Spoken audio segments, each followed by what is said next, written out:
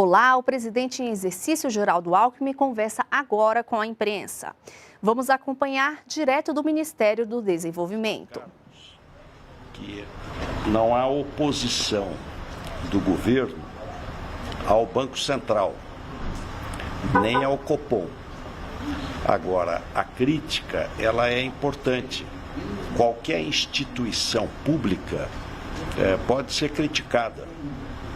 E eu queria dizer que esta manutenção da taxa Selic, ela não prejudica apenas a atividade econômica, na medida em que inibe investimento, dificulta o comércio, prejudica a indústria, o setor do agro, mas ela também tem um outro impacto, que é do ponto de vista fiscal, porque quase metade da dívida pública brasileira é selicada. Então, cada 1% da taxa Selic custa 38 bilhões de reais. Então, não há nada pior para a questão fiscal do que uma Selic desnecessariamente elevada. Então, 38 bilhões a cada 1%. Então, se você tem uma taxa Selic 5% acima do que deveria estar, isso custa praticamente 190 bilhões de reais. Então, você fica fazendo economia de 1 bilhão, meio bilhão, e acaba gastando aí quase 200 bilhões a mais em razão de ter uma taxa Selic nessa altura. O mundo hoje tem juros negativo, a inflação está em queda, o IGP, há uma deflação no IGP, de deflação em 12 meses de mais de 6%, então você tem todo os juros futuros em queda, e essa taxa Selic acaba tendo um impacto fiscal.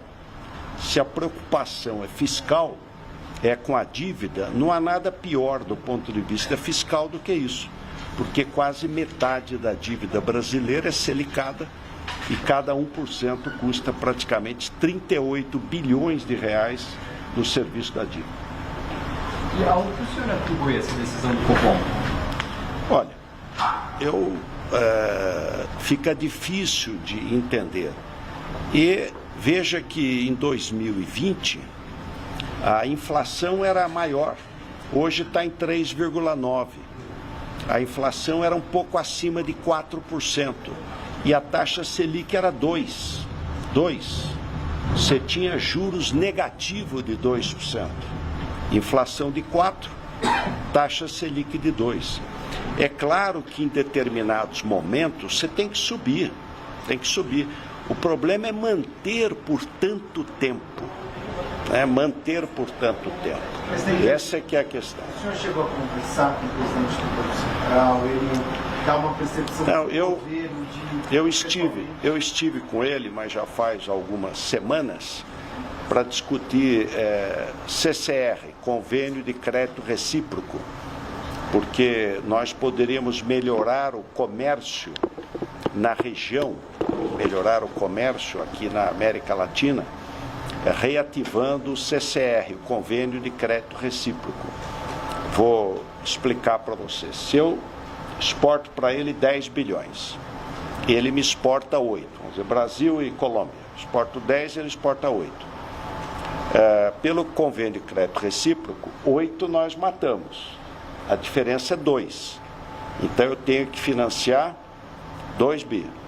Se eu não tenho o Convênio de Crédito Recíproco, que existia desde a década de 80, eu tenho que financiar 18. Os 10 meu para ele e os 8 dele para mim. 18.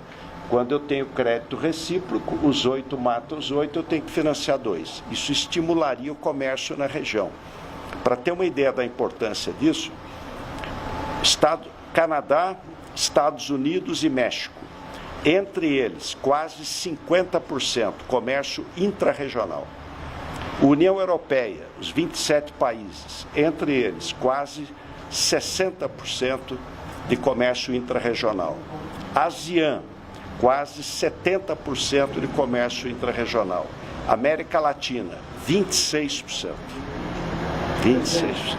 Na última reunião ministerial, semana passada, o presidente Lula chegou a falar sobre a questão do papel do Senado aí, em relação ao Banco Central. O senhor acha que o Senado deveria tomar alguma providência, chamar o presidente do Banco Central? Não, o que é claro é que a lei, ela diz que é preciso controlar a inflação, a estabilidade em preço e preservar o emprego.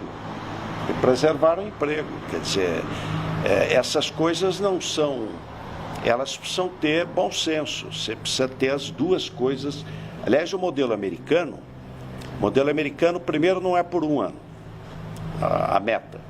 E segundo, não leva em consideração, por exemplo, combustível, porque isso oscila, não depende dos juros. Não leva em consideração alimento. Eu tenho uma seca. O que adianta aumentar juros? Então, é diferente. É preciso sempre ter o foco. O foco é reduzir a inflação, manter preços estáveis, corretíssimo, mas também a economia poder avançar, poder respirar. E no caso nosso, onde quase metade da dívida é taxa Selic, isso tem um impacto fiscal. Não há nada pior para a responsabilidade fiscal do que você ter uma Selic fora do patamar. O governo apoiaria um convite ao Roberto Campos Neto aí no Senado? Não é, o objetivo não é esse. O que eu quero é chamar a atenção para um outro aspecto. Ela não apenas inibe a atividade econômica, mas ela também prejudica a questão fiscal. Então, se nós temos uma preocupação de natureza fiscal, estamos até aprovando um novo regime fiscal, isso precisa ser levado em consideração. Presidente, existe no Palácio Planalto você conversa com pessoas do Planalto, ministros, auxiliares do presidente Lula, uma percepção de que o Roberto Campos Neto, pelo fato de ter sido nomeado pelo Jair Bolsonaro e ser alinhado a ele, está tendo uma atuação política. Essa é a percepção do senhor também? Olha, é difícil penetrar na consciência das pessoas. Eu não vou fazê-lo. Agora, eu quero mostrar um fato. O mesmo Banco Central, em 2020, com inflação de 4%, tinha 2% de taxa Selic. E hoje nós estamos com quase 14, 13,75. E o problema não é ter ido a 13,75, mas é mantê-la por tanto tempo. Obrigado. Obrigada, gente. Obrigada, presidente. Por favor, presidente. Só uma última sobre o programa de causa. Por favor, para a gente é importante. Os senhores prorrogaram por mais 15 dias, né, o dinheiro disponível está indo porque está funcionando. Tem previsão de prorrogar novamente? Não, o que nós vamos, o acertado foi 500 milhões de reais. Então, isso é a decisão de hoje, 500 milhões de reais e limitado aos 500 milhões de reais. Essa é a decisão. Está indo muito bem, houve uma procura enorme, baseada em 3 critérios: ambiental, então menor poluição, motores com melhor eficiência energética, social, carro mais barato, e industrial, densidade industrial. O ônibus e o caminhão, o valor é o dobro, não é 500 milhões, é 1 bilhão, porque são veículos mais caros. E aí vai mais devagar, porque a ideia foi renovação de frota. Eu tirar o ônibus muito velho da rua, que além de poluir muito, segurança. A mesma coisa o caminhão. Então tem que comprar um antigo e aí ganha o crédito, para você estimular a renovação de frota, para ter mais eficiência, mais segurança e poluir menos. Aliás, vamos na origem do problema. O que aconteceu com o caminhão e ônibus? Ele ficou 15% a 30% mais caro este ano. Por quê? Porque o CONAMA lá atrás disse não pode ter motor Euro 5, só Euro 6. Então, até março, vendeu o que tinha de estoque do Euro 5. A hora que acabou o estoque, não pode mais fabricar, entra o Euro 6, muito mais caro, não vende nada. Na prática, vai ficar caminhão e ônibus andando com 25 anos de uso, poluindo 20 vezes mais. Então, uma boa intenção, mas que na prática não ia atingir o seu objetivo. O que fez o governo? Vamos atingir o objetivo da decisão do CONAMA, que é renovar uma frota antiga, muito poluente, por uma frota mais nova. Toda vez que você muda a tecnologia, você tem esse problema, que encarece. Evidente, encareceu 15% a 30%. Esse é o objetivo, está caminhando também. E este, a partir de anteontem, liberou para pessoa jurídica. Então vai ter agora um crescimento mais rápido. Obrigado.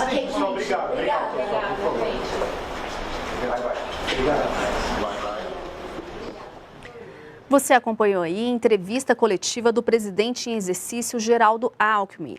Alckmin criticou a manutenção da taxa Selic em 13,75% pelo Copom. Disse que a taxa está desnecessariamente alta e que isso impacta negativamente diversos setores da economia do país, inclusive a área fiscal. Segundo o Alckmin, o problema não é subir a taxa, mas mantê-la elevada por tanto tempo. Agora nós vamos acompanhar a participação do ministro